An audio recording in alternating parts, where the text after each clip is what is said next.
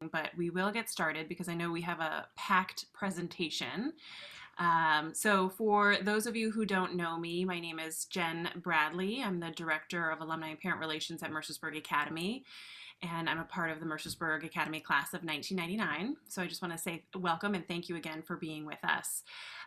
For your viewing pleasure, there are going to be several slides that are shared. If you're familiar with Zoom, I would recommend that you go to the top right of your screen to select your preferred view, and we suggest doing a side-by-side speaker view for your viewing pleasure.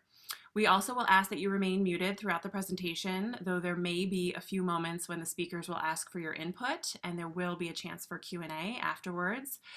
If you have questions as you go along, you can type those in the chat, and I'll do my best to help moderate, as will Leah Cook, my colleague.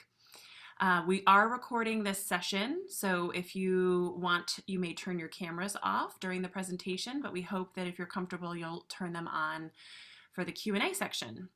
So now I'm going to turn it over to, I'm going to make some introductions before I turn it over to our presenters. First, I would like to introduce Doug Smith, a colleague of mine who's been at Mercersburg for 15 years. He's our school archivist and our head golf coach. He's also a parent to two current students, Cole, class of 2023, and Nora, class of 2024. And his wife, Jen Smith, is the Dean of Academics and a member of the class of 1997. Guil Ware graduated from Mercersburg last year, so the class of 2021, and he's currently a freshman at Davidson and a member of their swim team. And he was a part, I believe it was JD's springboard class last year, Mercersburg History, where he worked on this project on our Medal of Honor winners with classmate Jack Mowry. John David Bennett is also in his 15th year of working for Mercersburg Academy, and for the last 5 years, he's served as our Dean of Curricular Innovation, which means that he's helping facilitate the efforts that de-emphasize standardized testing and cultivating a culture where learners find and co-design a path illuminated by their curiosity, which is exactly what the experience that Guil had. He's a parent to two alums, Cameron, class of 2012, and Grace, class of 2019, and a current student, Augie, class of 2024. So I'm going to turn it over to you now, Doug. All right. Thanks, Jen. And let me share my screen here.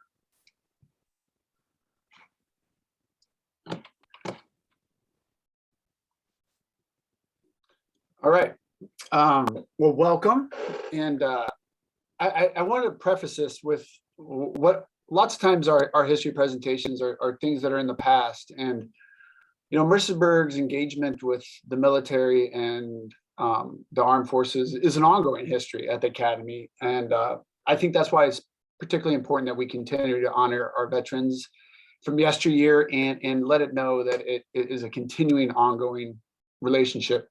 This right here is a plaque that is at the Chateau 3 Church, which is near Bellewood in France.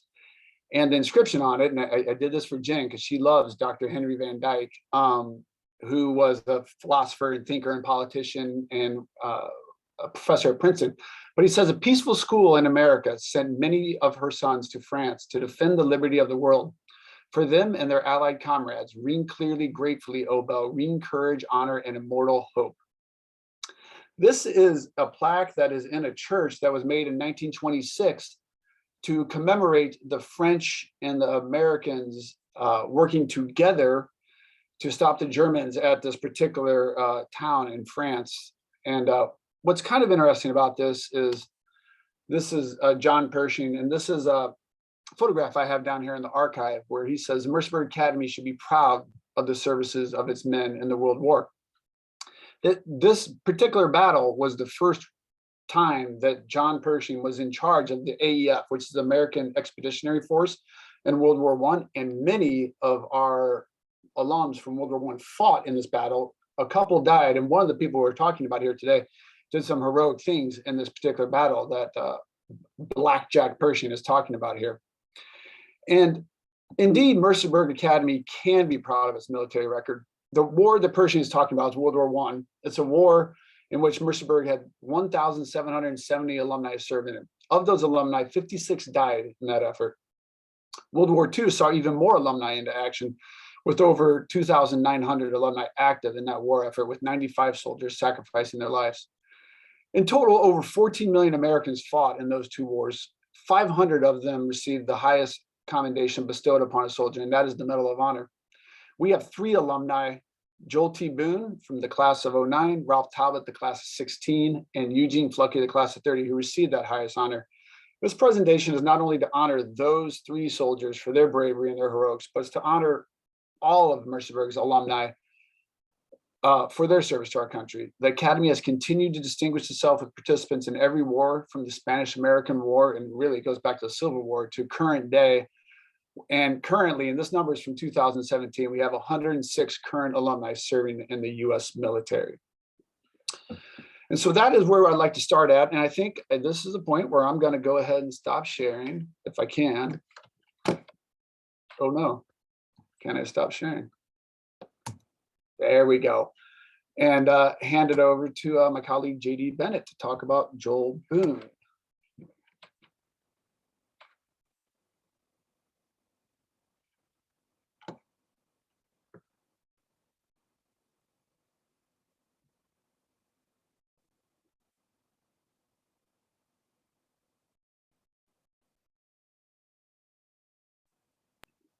JD, are you there?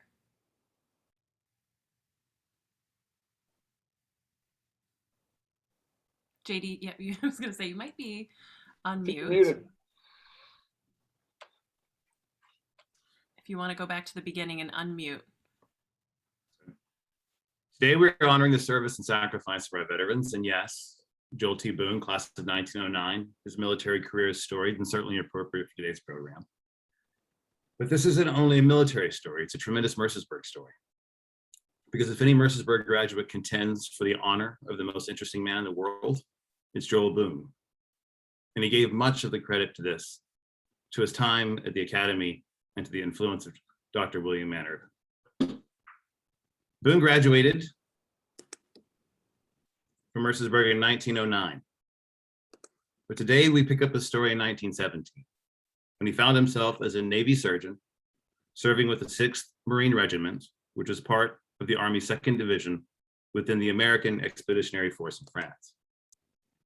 On July 19th, 1918, seeing the wounded suffering on the battlefield, Boone filled a motorcycle sidecar with medical supplies, rushed into the roaring combat, left the supplies with the medics, put a wounded soldier in the sidecar and whisked the man away to safety.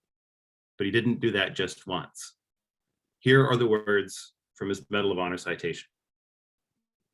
For extraordinary heroism, conspicuous gallantry, and the intrepidity, while serving with the 6th Regiment, U.S. Marines in actual conflict with the enemy, with absolute disregard for personal safety, ever conscious and mindful of the suffering fallen, Surgeon Boone, leaving the shelter of a ravine, went forward onto the open field where there was no protection, and despite the extreme enemy fire of all calibers, through a heavy mist of gas, applied dressings and first aid to wounded Marines. When the dressings and supplies had been exhausted, he went through a heavy barrage of large caliber shells, both high explosive and gas, to replenish these supplies, returning quickly with the sidecar load and administered them and saving the lives of the wounded. A second trip under the same conditions and for the same purpose was made by Surgeon Boone later that day. So for Boone's bravery, he also received the Distinguished Service Cross, the Army's 2nd highest decoration for extraordinary heroism, and 6 Silver Crosses. After the war, he was assigned to serve as the director of the Bureau of Naval Affairs at the headquarters of the American Red Cross in Washington, D.C. And as extraordinary as his life was to that point, his story was only beginning to be written. In 1922, he became the official physician on the presidential yacht, the USS Mayflower, serving both Warren Harding and Herbert Hoover. His next gig was as Hoover's official White House physician. You see the president here on the White House lawn holding a medicine ball. Joel Boone had invented a game called Hoover Ball, which current CrossFit athletes are familiar with because that fitness craze brought the game back about a decade and a half ago. Boone created the game because he was concerned about the president's physical health. Unbelievably, Boone's solution was a game that is essentially volleyball with a 9-pound medicine ball. The new game gained enough notoriety to earn a write-up in the New York Times. There's Joel Boone, and you'll be glad to know that the president lost 20 or 25 pounds and hardened all the bodily muscles. After the Hoover administration, Boone served briefly under FDR. This photo is of Boone receiving his Medal of Honor from Roosevelt when the future president was Secretary of the Navy, which I think is a remarkably coincidental close loop. Boone, at this point, turns into a Forrest Gump figure, showing in lots of important historical moments. My favorite is during Japan's signing of the Instrument of Surrender on the deck of the USS Missouri at the end of World War II. There he is. At the end of the war, in which he received the Bronze Star, the Navy Commendation Ribbon, and two battle stars. He later conceived the idea of the medevac system during the Korean War. He has been credited with its invention, which reportedly doubled the survival rate of soldiers rescued on the battlefield. He also had a ship named after him, a guided missile frigate called the USS Boone, commissioned in 1978 and launched in 1980. He was also very loyal to Mercersburg. Here, you see him as a member of the Alumni Association, which he was the president of from 1927 to 1941, and he was a member of the Board of Regents from 1930 to 1974. He served as president from 1961 to 63. And in the spring of 1963, he and Bill Fowle oversaw the admission of Mercersburg Academy's first Black students, Tom Leslie, Conrad Vickers, and Tom Fleming. But let's scroll back to 1928, when Boone took on the responsibility of writing a letter to the greater Mercersburg community announcing that William Ann Irvin, the Academy's founding head of school, had died. He wrote, "My dear fellow alumni, to live in the hearts we leave behind is not to die," which is a quotation from one of Dr. Irvin's favorite poems. Our beloved Dr. Irvin joined that procession of immortal souls on June 11th. He went peacefully to sleep in the southwest bedroom of North Cottage, which overlooks the campus he consecrated by years of toil, the buildings he erected thereon almost single-handedly, and on up the hill to the magnificent chapel which crowned his work. In the previous 3 years, Irvin had, by sheer force of will, led the tremendous task of raising the money for and completing the construction of the chapel. Then his heart was broken in January of 1927, when Old Main Hall burned down. The building was completely gutted.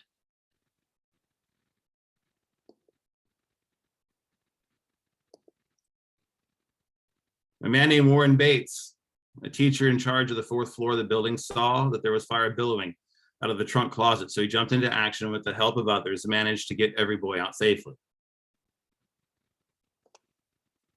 One of the faculty members asked if they could keep intact 2 pillars which hadn't succumbed to the fire, so they could preserve the tradition of step songs for the boys.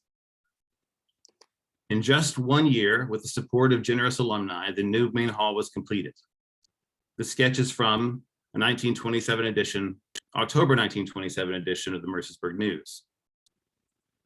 In June of 1928, Dr. Irvin suffered a cerebral hemorrhage during step songs. He immediately collapsed and died several days later on June 11th. Joel Boone, who had been by Irvin's side during his waning days, concluded his letter with these words.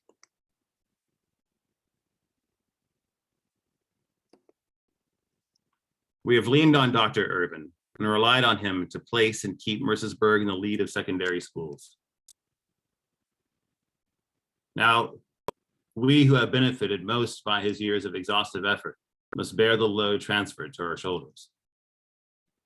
It will be light if each one senses the inspiration instilled in us through the years by our dear incomparable headmaster. To us who have basked in the sunshine of his magnetic personality and who have walked hand in hand through the most impressionistic period of our lives, feeling his strength, his power, his love, we must carry on for the school. Dr. Irvin's work was built on solid rock. He laid the foundation upon which we must build an even greater Mercersburg.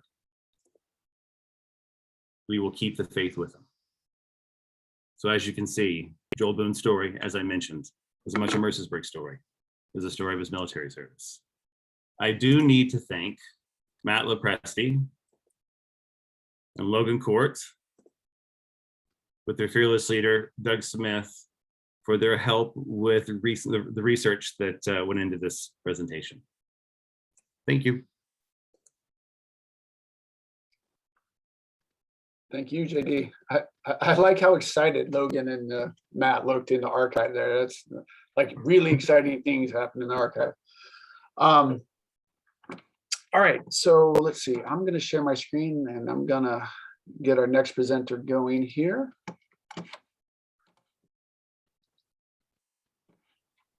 Oh, by the way, this is one of my favorite main hall. Look at the devastation of main hall. That's coming from like the Swank. That's Swank. So it's a picture out of South at that water fountain. That's how little was left in main hall. Guil is going to talk about Ralph Talbot, and I'm gonna give a little. I actually had a quote for Joel Boone that I forgot to do with JD's, but I'm gonna give a little bit of an intro.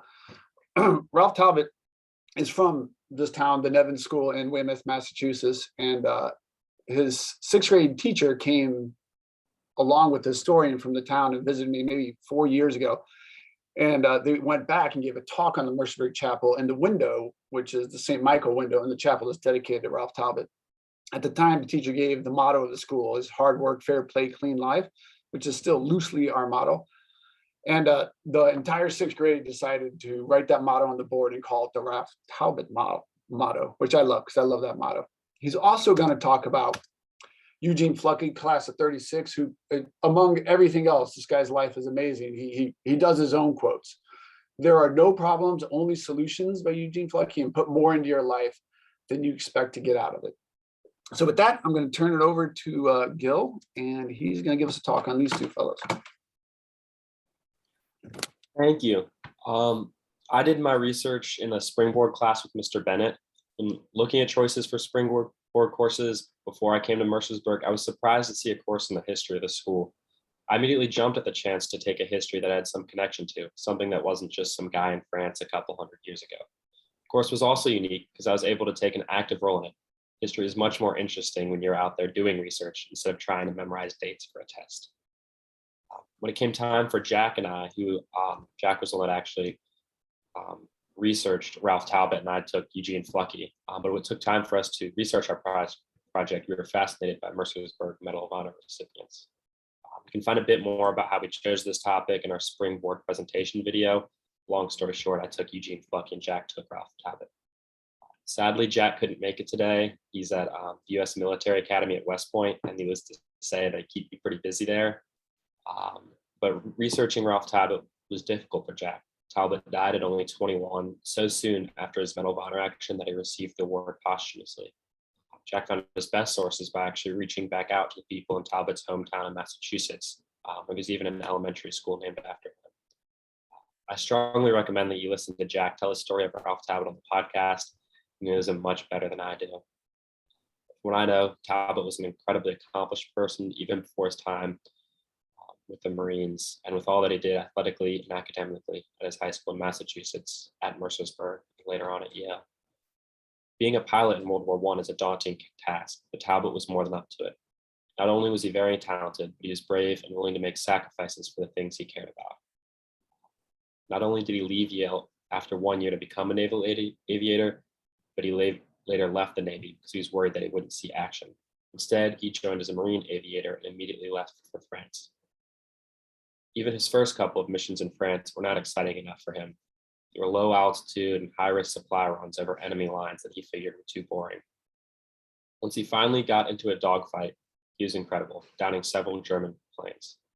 Despite his co-pilot taking multiple shots and losing use of one of his arms, they fought on.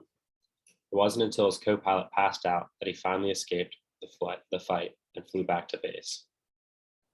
Sadly, he died about a week later, as he and his co-pilot, who had recovered, had volunteered to test fly a new plane with a new engine that had been rebuilt.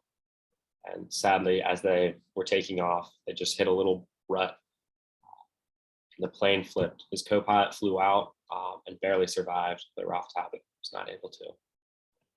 Eugene Flucky, the Medal of Honor recipient that I researched, was a submariner in World War II, no less dangerous of a task. I personally wanted to research Flucky because I was fascinated by how dangerous and challenging the life of a submariner was in World War II. In fact, the US Navy limited the number of patrols that most submariners could make because they're so psychologically challenging. However, being the man that he was, Flucky was able to get one more extra tour, which is where his submarine became the US submarine to ever fire a rocket, where they launched the only landing on a Japanese home island of the entire war, successfully destroying a 16-car train. Thankfully, Flucky survived the war and went on to have a storied career with the Navy. Mercersburg still has his tray card, and it's overflowing with all of his accomplishments. Besides his success in World War II, he went on to work directly under Secretary of the Navy James Forestall on the unification of the armed forces. He was the personal aide to Fleet Admiral Chester Nimitz. He helped set up the Submarine Reserve Force. He was the naval attaché to Portugal and received the Portuguese Medalla de Mérito Militar. He was the commander of Submarine Division 52, then the commander of Submarine Flotilla 7, which is now Submarine Group 7. He was even the chair of the Naval Academy's Electrical Engineering Department. One of the most fascinating things is he even ran an orphanage in Portugal for several years after leaving the Navy. One of the stories that I think I breeze over a bit in the podcast is Flucky's Eyesight. After deciding to focus on getting into the Naval Academy instead of Princeton, which is where his parents expected him to go after Mercersburg, and after taking an additional year to prepare for the Navy at the Columbian Preparatory School in Washington, D.C., he was nearly denied entry to that academy for being nearsighted. Desperately, Flucky tried everything. He went to different doctors to try and fix it, and even tried a mail-order eyesight training kit. Despite all this, his eyesight tested worse on his next try. The last bid to get into the Naval Academy, Flucky decided that he had myopia, that he had overtrained his oblique eye muscles for spending too much time reading books.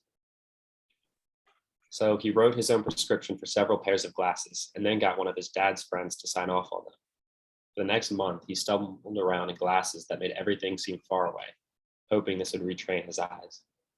In the end, Flucky's determination paid off, and he finally passed the eye test and was admitted into the Naval Academy. Beyond this determination, I think Flucky's willingness to learn was one of his strongest tools that helped him find so much success. The first submarine he was with, the USS Bonita, was a disaster. He constantly needed to repair it, and he was unpopular for being so strict with the men, constantly demanding that they be prepared at all times, despite the fact that they were patrolling the Panama Canal for an attack that never came. However, when he eventually received command of the USS Barb, he was able to implement all that he had learned. The Barb saw much more action, and Flucky's insistence on perfection frequently saved the men's lives. Furthermore, after constantly repairing the USS Bonita, he knew all the technical ins and outs of the submarines. This was most apparent during the attack that won him his Medal of Honor.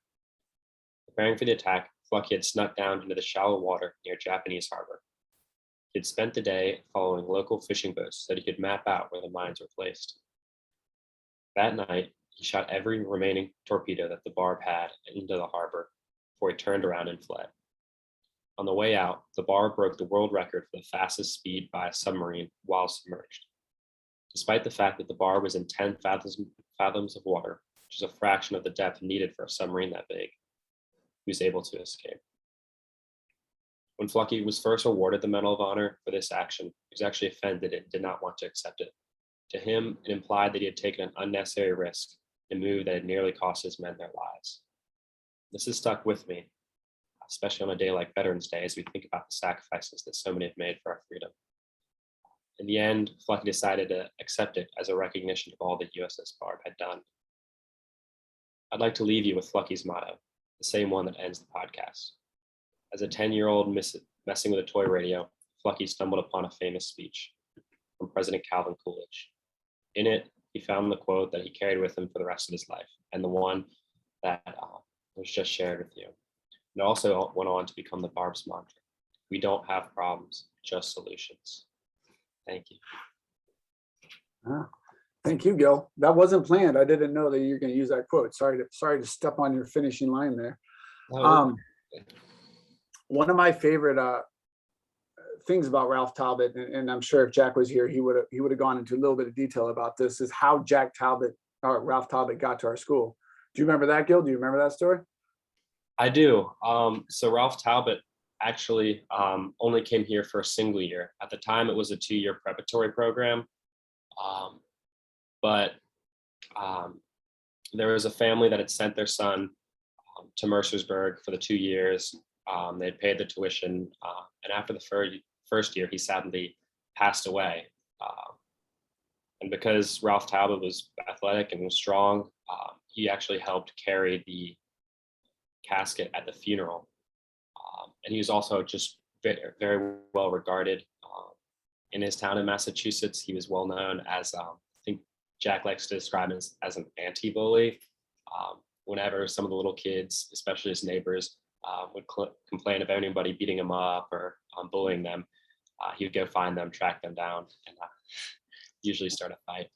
But because of this, and after being a pallbearer, he spoke to the family of the boy that had passed, and they just took such a liking to him, and they'd already paid the tuition that they decided to send Ralph Talbot in his place. So Talbot finished the 2-year preparatory program in 1 year, and then he went on to Yale for a year before he decided, obviously, to join the Navy, and the rest is history. Yeah, that's really good. You do know that story. That's great. Okay. Well, those are our 3 Medal of Honor winners that we've had, and each of them could really actually go on for about an hour on each of these guys' exploits. The story I'm going to tell is a little different. As you notice, I just said we had 3 Medal of Honor winners. By the way, this page is out of the 2001 alumni directory, which was an actual book. Remember those things? It was like a book, and you could go through it and look at different pages. And in the front, there was lists, and they're awesome. They're like every soccer captain or shaft order from 1940 to 2000 is listed in there. And on this particular page, we got the Olympians over here. What's neat about that, if you turn the page over, there's a list of that many Olympian participants. And if you add them all together, we have the most Olympian participants in the history of secondary schools in the world. And we have the most individual gold medal winners also in the history of the world. But that could be a different talk. This one is not about Burton Richter's Nobel Prize in Physics, because I can't even understand why or what that project is about. This is about the Congressional Medal of Honor winners here. And we got Joel T. Boone from 2009, Eugene misspelled Flucky from 1930. We have Ralph Talbot from 1916, and you'll see we have Wilbert W. White Jr. from 1907. That's not the first time. Here is another reference to Wilbert W. White Jr. Winning the Medal of Honor. And this was in the Alumni Quarterly in 1920. So shortly after World War I. The thing is, it's not true. Wilbert, Billy is what we're going to call him from now on, Billy White, did not win the Medal of Honor. But for 80 years, we championed him as someone who did win the Medal of Honor. And today I'm going to tell Billy's story. And to be truthful, I have some trepidation about telling this story, a decent amount of trepidation. And I debated various angles to come at this from. We've done this story once before. Mr. Bennett, who did Boone, once did this story to an alumni gathering. And I want to preface it with the clarification on, stories evolve and they change over time. And this is kind of the mother of stories that change over time. And I want to be clear also that we don't have all the facts on this story. And I'm certain there are other facts out there. These are the facts as they came to me. And like in any good story, there's some inferences made and there's some reading between the lines going on. But I think what's more important is this is going to show you what happens when you get different sources in a story. And I really kind of figuring out how to do it. I'm just going to lay it out to you as it was laid out to me. So,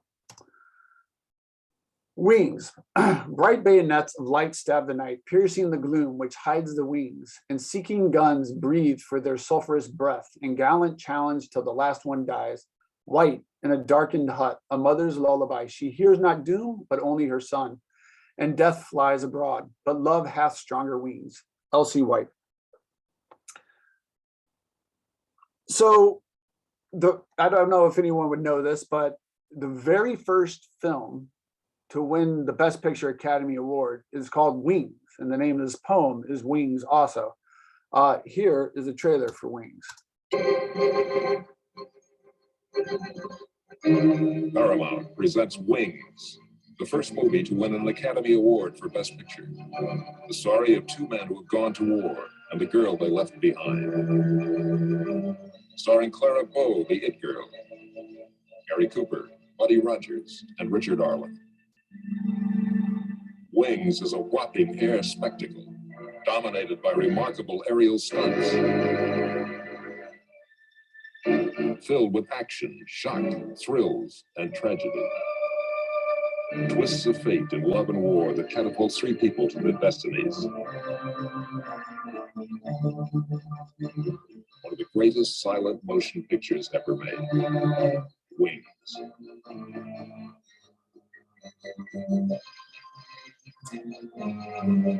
Now, what they don't say here is that's Gary Cooper's breakout role, actually. He had done a couple things, but this was actually what made Gary Cooper a movie star.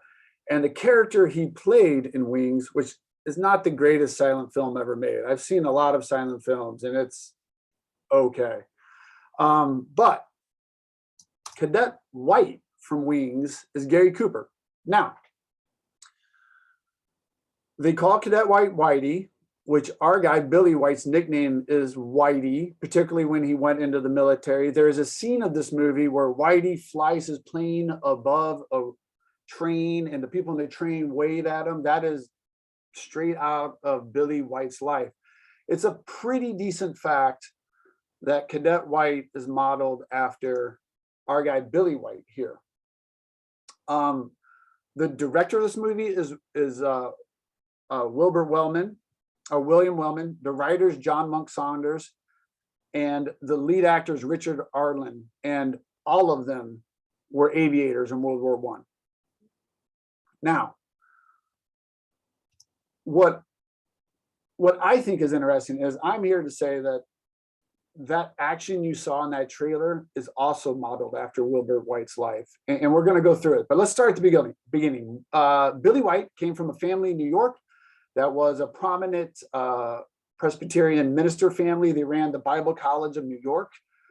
He came to Mercersburg. Here he is playing football. He was a fullback. He was in the banjo club. He also was one of the leaders of the YMCA. And he was on the Carrick's board, very active here. However, he struggled here and he didn't make it out of his 11th grade year. So he was removed from the school in 11th grade and went to two separate schools before kind of landing on his feet at Worcester College. And there he did much better. His uncle was the head of Worcester College. He was a great athlete there. He was elected into the Hall of Fame. He measured 6 feet tall with 160 pounds of all muscle. He got 10 varsity letters, 3 in basketball, 3 in football, 3 baseball, 1 in track. In his senior year, he was a star catcher that hit 334, which is really good. After college, he quickly got married and to a woman he met at Worcester and had 2 children. And then he wandered a bit. In fact, sort of went through a period where his life was a bit of a disappointment.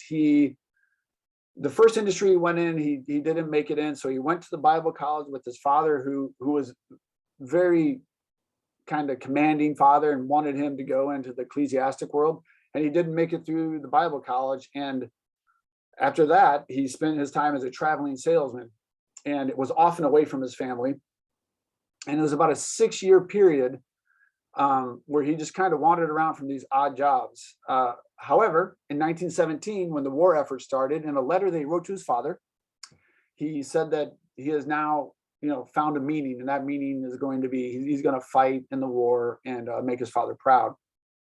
And I can say this: his father even wrote a letter to Dr. Irvin about being disappointed that Billy didn't make it through his time here, but that he's really struggled, and he didn't know if he's going to find a calling in life. Well, this was Billy's calling, was going to be the military.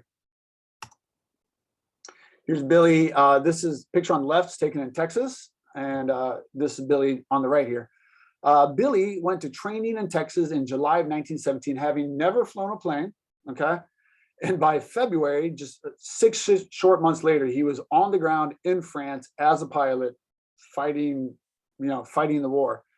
And he was very late in life to the Army and the Air Service in particular. He had already had 2 kids. He was married. He was 27 when he joined. Most pilots were 20, fresh out of high school. And Guil mentioned this earlier, but it was really dangerous to be a pilot in World War I. The average life expectancy of a pilot in World War I was 6 weeks. 6 weeks. And not only that, after 40 to 60 hours of airtime, you were more than 50% likely to have been killed in this war. They were basically just motorized vehicles with linen, thin strips of wood, and wire holding it together, and you're flying through the air. Just before the war, aviation in general in the world, for every 65 hours of air flight, 1 person died. That's how dangerous it was to fly in 1915. But he joined the 147th Aero Squadron and quickly rose through the ranks. And he showed a lot of aptitude for this. And he got 6 confirmed planes and 2 balloons. To become an ace, what they call an ace in the military, you have to have 5 confirmed hits. And he had 7 confirmed hits. So he was a legitimate ace at the time.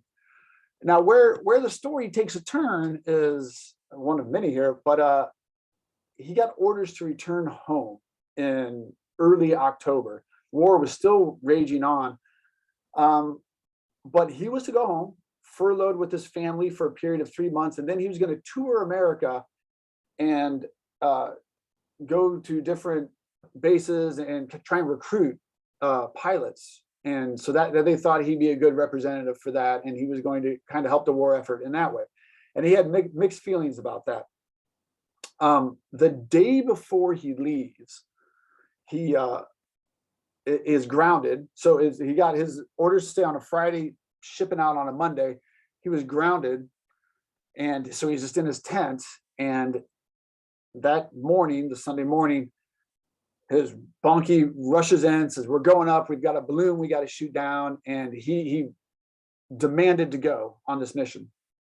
He fought with his squadron leader, who then allowed him to go up this one time. So he went up and he led his troop or his squadron, and they shot down a balloon. That was the second of the 2 balloons that he got over the course of the war. And then he landed, and he was done. But that afternoon, another mission was done to go get another balloon. And this one he really demanded to go on because Charlie Cox, who was a friend from back home, had just joined the squadron and had never gone on a mission before. And he was slated to take Billy's spot. I mean, he wasn't going to be in the front like Billy, but he was going up. And Billy felt like he couldn't allow his friend to go up, without his guidance at least once. So he fought with his commander again, who actually was got in trouble for this later. He was reprimanded for his actions here. But he allowed Billy to go back up, and they went into battle. Now, we know the details of this battle because that's Billy with his plane there. Because we got a letter from Eddie Rickenbacher. And some of you might know Eddie Rickenbacher. He's the greatest American ace in World War I. Had a very successful career, actually. But his main thing was he was our greatest pilot. And he wrote this letter back to the school talking about Billy's flight up with Charlie Cox. So basically what happened is he flew up. Rickenbacher had just engaged someone, but he was up in the clouds above, and their formation was going. And right then they saw 5 German planes come on the back of his squadron. And Charlie Cox was the last person in line because that's where they put the most rookie flyers. So Billy, noticing this, banked up and turned around and started to come head on at the leading German pilot that was getting his guns right on Charlie Cox's plane. If you read through the letter here, there seemed to be a general fight on between the 10 remaining Fokkers and the 8 Spads of the 147th Squadron, of which White was the leader. The inexperienced pilot in the rear of White's formation had been taken in combat by the leader of the German formation. White saw this and, quick as a flash, turned to protect his pilot, and from a certain death, he made a direct plunge at the enemy plane. With the thing that has been told, other people have accounts of this, is Billy didn't even shoot. He just went straight into the plane, and they rammed into each other, locked together, and did a spirally crash down to the river below, the River Meuse below the battle. For this, there's been many memorials made of Wilbur White. Eddie Rickenbacher was the first person who attempted to get him a Medal of Honor. This is our portrait we have in our collection by the famous artist Wayman Adams. There was a building in New York erected in his honor. This is the modern day version of that building. At the time, it was also the home of the Bible school that his father was running. Now they're like $500,000 one-bedroom apartments. This is my favorite. We have a window in the chapel that is in his honor. It's the Epiphany window that his father paid for. If you look down the bottom right, you can see the Wilbert Wallace White Jr. 07 memorial window. A story that we have, because his father would write us letters back at the school. His father went to France and searched for 2 weeks to find the body of his son, at the area. They had a rough area where the plane had gone down. He eventually found it with the help of some farmers. There was a shallow grave. Both the German pilot and him were buried next to each other. And when they exhumed the bodies, in his breast pocket, he had his orders to go home. He still had those, like, in his breast pocket when he was exhumed. And he was buried, and still is buried in France. This is the story that we've known for 80 years. And it's also the story that J.D. Bennett was going to tell. Then we had a little bit of a change of situation here. Let's rewatch this trailer in light of what we know. Paramount presents Wings, the first movie to win an Academy Award for Best Picture. The story of 2 men who have gone to war and the girl they left behind. Starring Clara Bow, the It Girl, Gary Cooper, Buddy Rogers, and Richard Arlen. Wings is a whopping air spectacle, dominated by remarkable aerial stunts. Filled with action, shock, thrills, and tragedy. Twists of fate in love and war that catapult 3 people to their destinies. One of the greatest silent motion pictures ever made. Wings.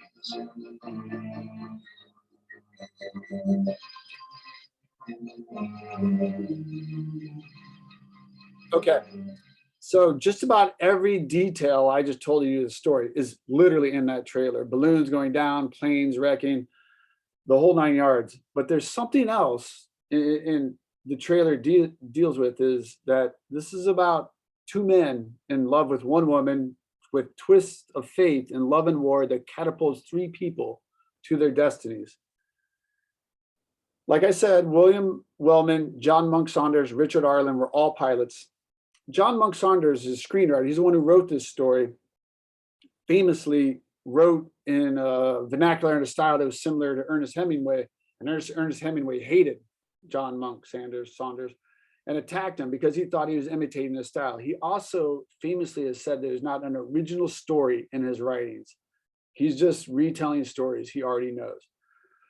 In fact, at the time this movie was made, Monk Saunders was writing a nonfiction book on World War I pilot stories, and the rights were bought by Paramount and are still owned by Paramount, and Wings was made from those nonfiction stories. So what we have here is Billy and his aerial exploits, which is half the story. In fact, this is just half a picture. What we have is the other half is Elsie White, which is his wife. Now, Elsie has a story of her own. And here's how it came to me. This is 2 days after I just told that story to JD Bennett. He was going to tell this to alums in New York. I get a little knock on my door, and two elderly individuals come in, Georgine Serafos and Thomas Serafos. And they sit down and they say, what do you know about Billy White? And I said, well, we know him as Wilbert White. And he goes, well, his name is Billy White. And I was like, oh, well, I didn't know that, but I do know this. And I told them that whole story I just told you guys. And they were, Thomas Serafos was a pastor, tall man. He was 6+, got up and started pacing in here. And he said, well, that's a great story, but we got a story too.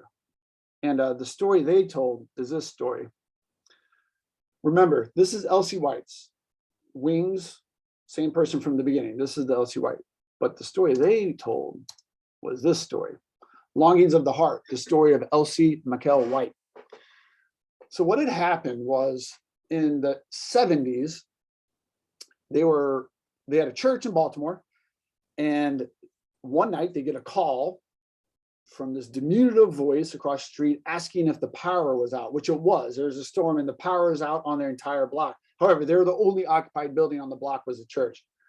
So she said, there's a power out because our home doesn't have power and we're your neighbors across the street. And, Thomas said, well, we don't have any neighbors on this block. This is all boarded up building. It's a very dilapidated part of Baltimore. But it turns out they did have neighbors across the street living in one of those dilapidated buildings. And that woman is the same Elsie White. And that's her in the front there. Elsie was living in this home across from their church. This is Georgine on the right, and this is their 2 kids. And from about the mid-70s till Elsie's death in 1985, they sort of adopted her. She came to holidays with them. She lived with her brother across the street. They both would come holidays, started coming to church, and they got to know her well. And she never talked about her past. But what she did was when Elsie died and Victor, her brother, died, they were one of the executors of the estate, and they called Elsie's son, Wilbert Wallace White III, who went to Hill, by the way. They called him, and he came to Baltimore, had dinner with the Serafoses, went through the house and took everything that he wanted and came back and said, listen, the rest of this I don't really want. If you can find a way to dispose of it, I'll pay you a fee to dispose of it. And then if you could sell the house, and I'd pay you a fee for selling the house, you can take whatever you like. And they said, okay. So they cleaned out the house and, sold it. The only things they kept were 2 trunkards, those old travel trunkards you'd put on trains. And they put them in the basement of the church. And it was just knickknacks from Elsie's life, stuff about her childhood and her family, and moved to their new house. And they were going to get rid of it because they were moving someone else's memories. And right before Georgine came and saw me about a year before, she opened it and found hundreds and hundreds of letters from Billy to Elsie, from the time that they started dating at Worcester, from the time that he was working away to the time he was at war, till 1 week before his death. And the story is amazing. She's typed these letters, all of them. She ended up corresponding with other people in Elsie's family and Billy's family, and has now like 1,000 letters of correspondence back and forth. And the letters are painting a very different picture than the one that I just told you. Now, what they started to paint was this love romance between these two that was very affectionate and very descriptive, and there were letters back and forth to each other. And what became common in the letters was Billy apologizing for behavior while he was away, and possibly extramarital things, definitely extramarital things, and Elsie a little bit the same. So they're having this tough run, and Billy really was just sort of struggling to find his way and to commit to this family. Letters come, and finally he goes off to war. And when the letters went off, when they went off to war, one of the things that was going on was there was another woman involved. Her name is Ann Thompson. Elsie knew Ann Thompson and were friends, and they would talk about, are you with Ann? Are you seeing Ann tonight? And all this strange love triangle. So Billy goes off to war, and when he goes off to war, he has a change of heart. You know, I guess the trenches of World War I will do that to you. And all he wants to do is be with his wife and kids, and says, the letters back home are glowing about, I've been a fool. I don't know. I can't believe you're still with me, but I just can't wait. I'm counting down the days to see you again. However, this other woman, Ann Thompson, is sending me letters and sending stuff, and he can't get her to stop. And Elsie seems to be encouraging her to do it, which is strange. And it escalates to about a week to 2 weeks before this. This is the final letter he sent home. It says, the last letter from Ann Thompson enclosed is a little clipping from some New York paper about my scrap. I do wish he'd quit writing. I don't know what to do about it, though. When I think of what a fool I've been in my time, when I wish sometimes that I'd have some kind of an accident that would make me forget those years. But it is best I know that I remember them, to an accident that would allow me to forget what you have gone through for me. For sweetheart, I marvel every time I think of it, and how you could ever stand by me, Billy White. Now, this letter was also accompanied by a life insurance plan that he took out at a hotel in France. Billy, within a week, was to be sent home, and Billy then had his fateful crash. Now, in Georgine's book, there's more than a little insinuation that Billy was trying to avoid coming home, was trying to avoid being with his wife and this Ann Thompson scenario. What I find most exciting, like, I feel like the first half of that is this great action movie. The second half of it adds like this sort of Shakespearean tragedy element to it. I mean, heck, I think there's a movie made out of it. If you rewatch that Wings, they talk about a love affair. That's what's going on in Wings. Do I think that Billy would sacrifice himself to save a person at the back of a squadron? I actually do think that. Do I think Billy didn't know what he was going to do with his life when he came home? I actually do think that. And when I tell this story, I'm just amazed. Like, I've got two letters, and they're so different. The letter from Rickenbacher and the letter home, and it's two entirely different stories. I think this is a wonderful human story. He's been nominated for the Medal of Honor 3 times, most recently by Tim Rockwell in 2009. Hasn't been ever given it. And the government and the military also did not pay out that insurance life policy that he took out before his final wreck. And that is my story, for better or worse, on Billy White, and why he may or may not have gotten the Medal of Honor. Thank you, Doug. And I think if you want to stop sharing your screen, we have about 5 minutes until the hour. I want to thank all of our presenters, Doug, Guil, JD, and thank everyone for being here. I also want to take this a moment to thank all of our veterans and our active service community members. In fact, we have 14 faculty and staff members who are veterans. So we salute all of you on this day of remembrance for your service and your sacrifice. And I want to allow people to ask any follow-up questions or share comments or stories that you may have specifically about our Medal of Honor winners. I know, Walter, you're here, and Tom Hefner, you're here, and you may have had some overlap with Boone and his service to our school through the Board of Regents. But if you have any other stories you'd like to share about Mercersburg's military history, please feel welcome.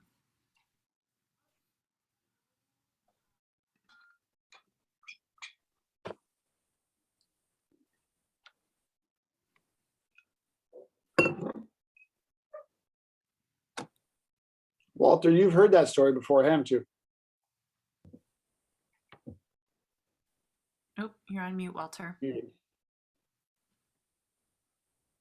mean the last story? Yep. No, I don't think I have.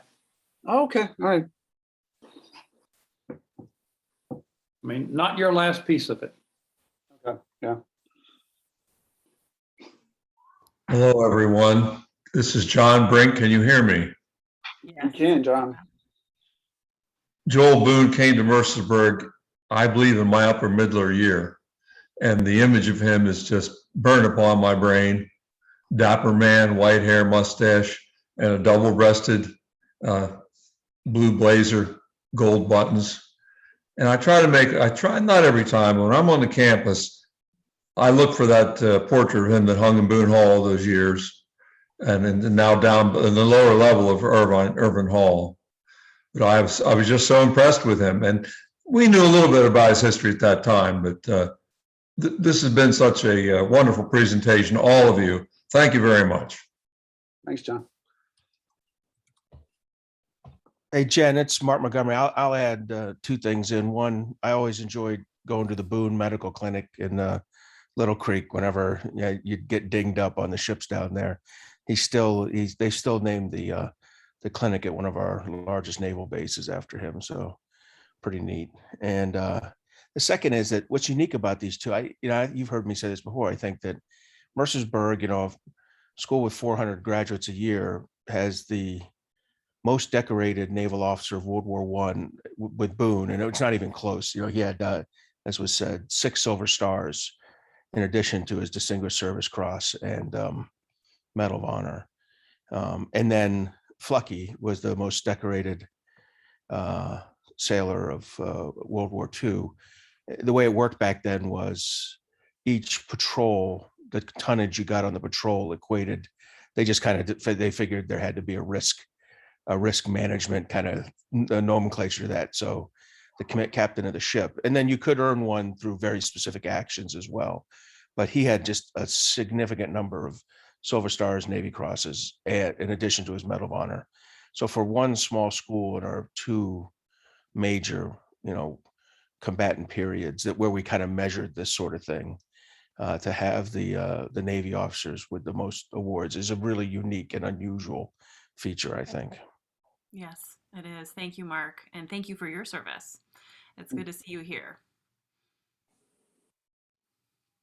So I have a question. This is Captain Drew Bissett speaking, retired. Was Joel Boone a professor there at Mercersburg for a while? No, but he was the head of our board for a while and the head of our alumni council also for a long time. He was connected to the school. He probably the most dedicated servant. What is it, Jen? Like 40 or 50 plus years on our board or Well, alumni? I was doing the math when you were saying when he got involved, and he was involved when Dr. Irvin died, and then 1970, is that what you said? When he finished his term as the head of the board? Yeah. Yeah. That's an incredible tenure of service. It was incredible. You were there, right? Hi, Barbara. Hi, how are you? I just heard your How's voice. How's your family? They're well. How are you doing? Good, thank you. Thank you for asking. And that's what I was wondering too. Walter, when you were a student, I guess Boone would have been involved, but not so much when you came back as head of school. You came right after. Well, yeah, when I was a student, he came every year and spoke. And he did that when I was first teaching. So I think every year, but frequently, if not every year. No, the last time I saw him was shortly before he died. He was at the Naval Hospital in Washington, and we went there with his wife, who was wonderful. She would love to have tea, they called it, with Mabel Hefner. Yeah. Yeah. Well, it wasn't tea, it was sherry, but that's all right. Yeah. They called it tea. That's okay. Yeah.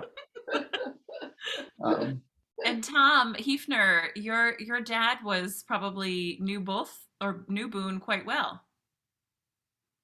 Oh, I can't hear you.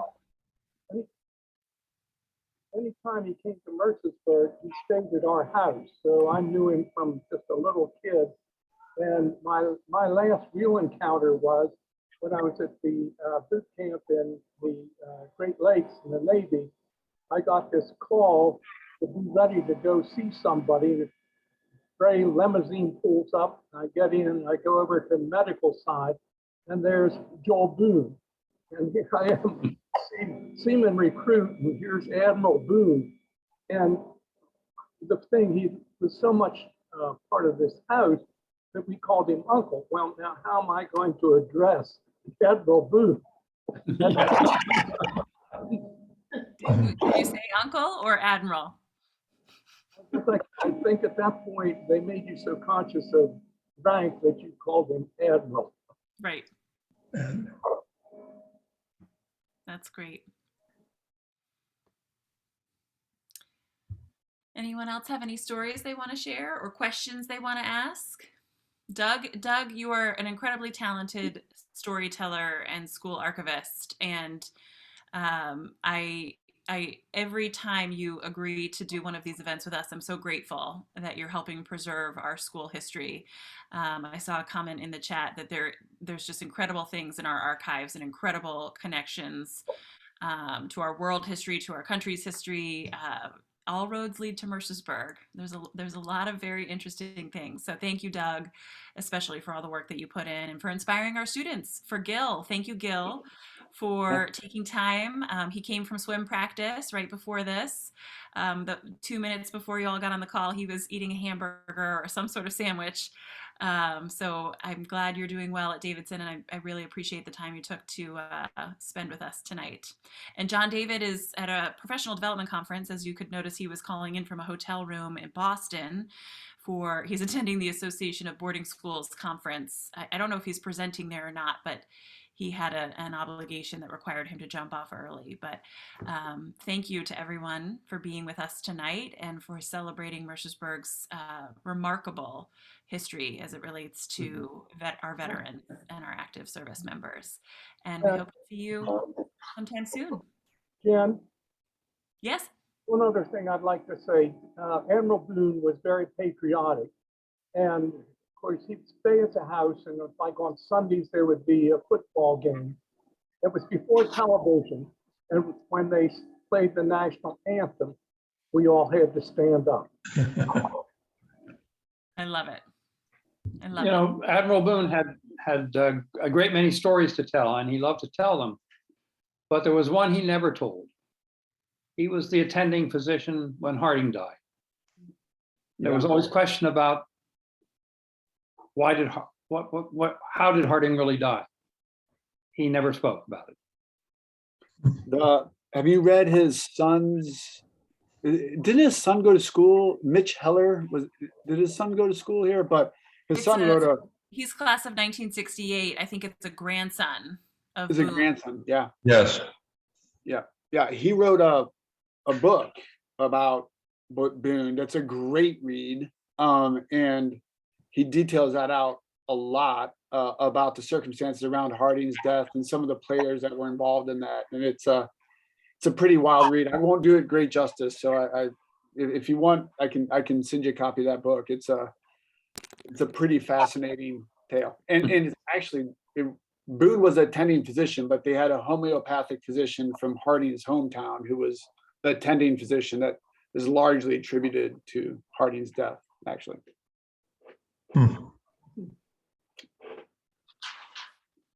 I'm thinking about his name. It's Milton Heller was his Milton grandson. Heller, Yeah.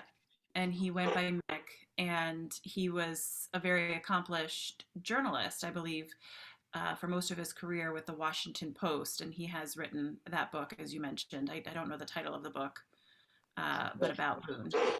It's back there. I don't know that book. I need to look it up. Yeah. He's written a couple of, he's been published a few times. He snuck in when I was away. 1968. Yes, exactly. Yep, exactly. All right, everyone, have a wonderful evening. Thank you. We hope to see you again at one of our future events, which are listed online on our website or hopefully in person. which would be a real treat. So thank you for being here. Have a good night. Thank you.